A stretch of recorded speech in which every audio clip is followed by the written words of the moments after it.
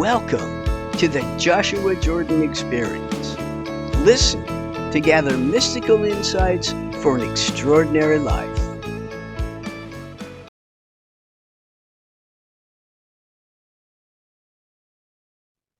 Hello, my beloved friends. Welcome once again to the Joshua Jordan Experience. Thank you so much for being here. I really do appreciate it. And if you're liking our content, please do hit that thumbs up. It does a lot for our channel. We appreciate it. Thank you. Now, let's get into our subject for today. You know, a lot of people like to think they know what is best for others. It's not uncommon for us to think that what is good for us is also good for other people. And it's human nature to want to help one another. And we think the best way to help is to try to get people to behave in ways that we think is best for them. So, first of all, it is time for us as human beings to accept that I am not omniscient. No, I am not an all-knowing being. Therefore, I have no idea, no concept really, of what is best for another or for a group or others. I do not know what is ultimately right or wrong for them. Now, I know what's right and wrong for myself, and when I violate my value beliefs, I feel it. I feel a sense of guilt or I feel a sense of shame. And I recognize that that's happening because I violated one of my core values. For example, I believe it is the best policy to always be honest with others, to tell the truth. And yet there are times when I judge, it is a judgment, that my honesty could be hurtful. And I don't want to hurt someone's feelings intentionally if I can avoid it. So what do? I fib. I tell a white lie. Now, the person may not ever know that I fibbed to them or told them this little white lie, but I know, right? And so I violated one of my core beliefs about telling the truth and being honest. And I did it for a reason that I value, in that I value being kind and not hurting people's feelings intentionally. So I want to find something supportive or helpful or positive to say rather than maybe issuing my judgment about what I think about what they did or what they need or what they want. So we pretend that we know what is best for others. And even in that situation where I'm assuming that I know my truth might be hurtful, and so therefore I'm going to fib, well, then I'm recognizing that I'm doing that based on my values. I don't want to hurt someone intentionally. And yet my value of not fibbing or telling white lies was violated. Okay. We're all human beings and we all go through these things. I do not know what is best for you, and you do not know what is best for me. Now, we also exercise this assumption that we know what is best when we're faced with news about perhaps someone is ill. So, oh, so and so is ill, and that makes me uncomfortable, makes me unhappy. I don't want them to be ill. So I think, in my wisdom, I'm going to pray for their complete recovery. Right? I'm going to say a prayer to what I believe is an all powerful being and ask that being to heal them so they're not ill or in pain or whatever they're encountering. Well, there I go again, assuming I know what is actually best for the individual. I really don't. And perhaps their full and immediate recovery is not what is best for them. So even though I am praying for their comfort because it makes me uncomfortable to think of them as being in pain or being ill. So my prayer is really not conscious. It's very self-centered. I know what is best. I know they need to be healed completely right now. That's what's best. We don't know that. The individual is on their own journey, and there may be important purpose in what they're going through. So, in those situations where I find myself uncomfortable, I hear, oh, so and so is ill. Like, oh, goodness. Yeah, I don't like hearing that. I don't like to think of that person as being ill. And yet, I do not know what is best for them. I can only assume what I think is best.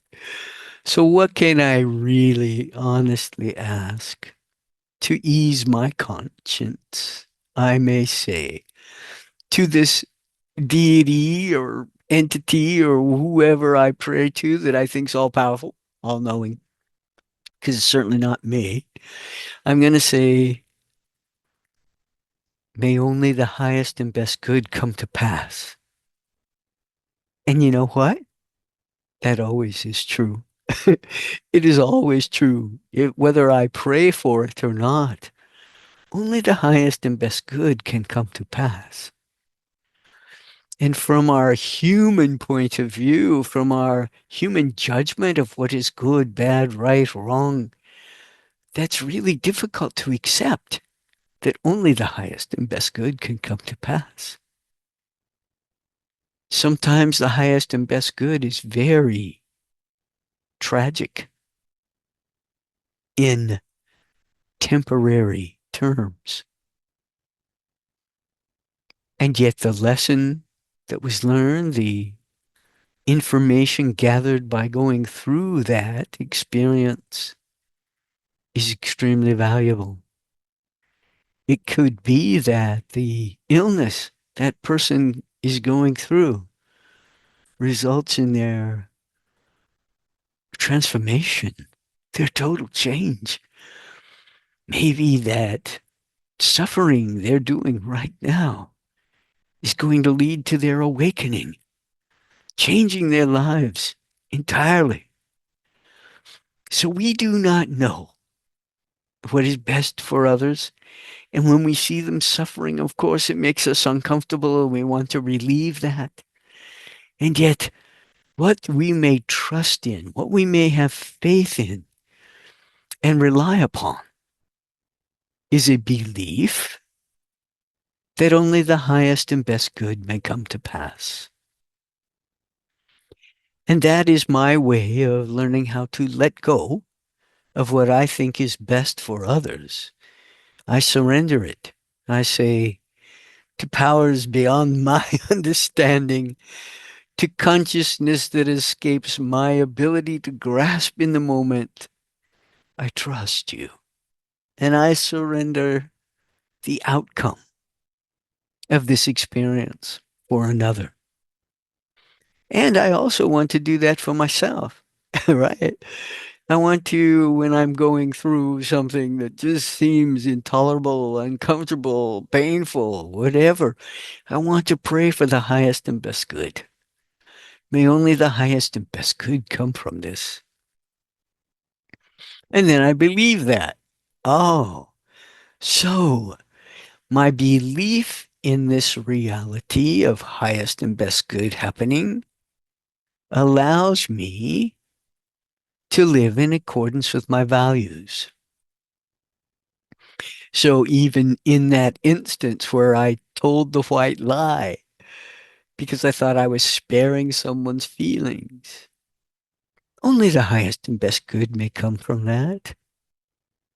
I wasn't intentionally deceptive or trying to tell a big whopping lie. I'm just finding my way around the situation, being maybe a little less than my brutally honest self, and saying something encouraging or supportive, even when my judgment might have leaned toward, oh, that was not good. No.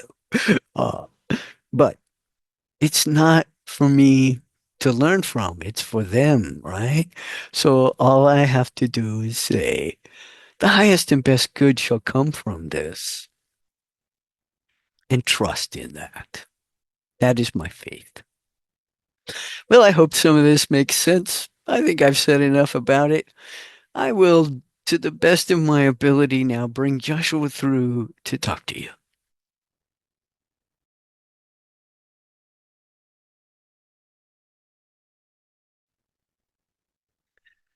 Hello, beloved one. It is my joy and my honor to speak to you once again. Thank you so much for your kind attention. As Jordan was speaking, there was a refrain playing in the cosmos that I was listening to with great joy. It is something I have heard before and something I'm sure you have heard. And yet I will share just a portion of it with you now for your enjoyment. You are a child of the universe, no less than the trees and the stars. You have a right to be here. And whether or not it is clear to you, no doubt the universe is unfolding as it should. Therefore, be at peace.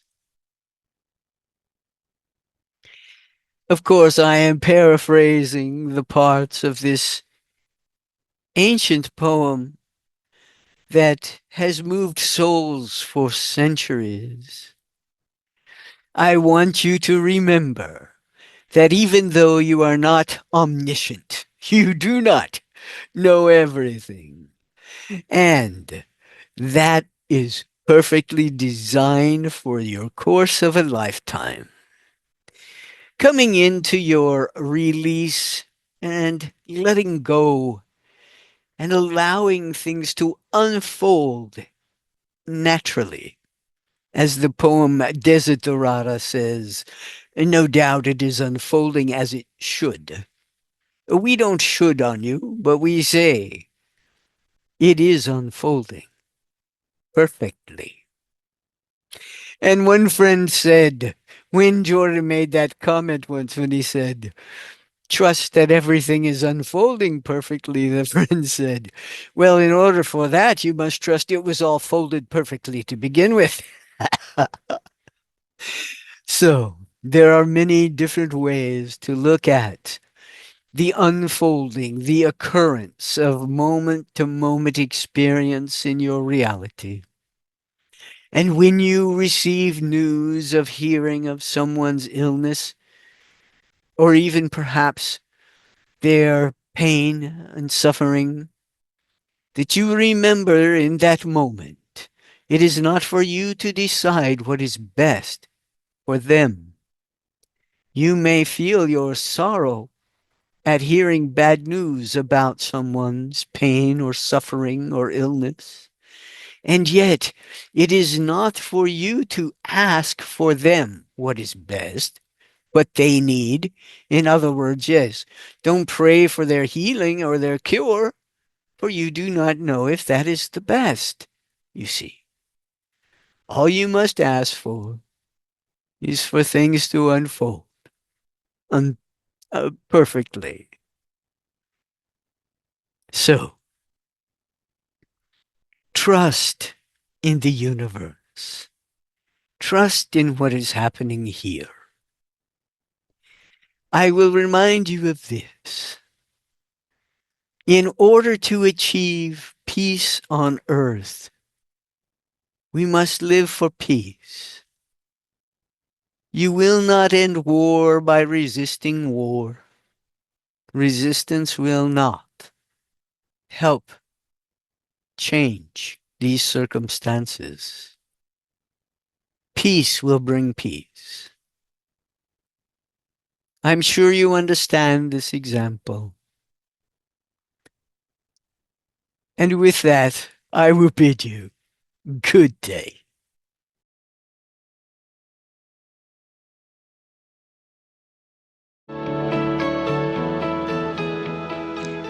Thank you for listening. We hope you heard something to ponder and gained inspiration for your journey. Please join us again next time. Joshua says, let the light grow, let love show, and let your life be fun.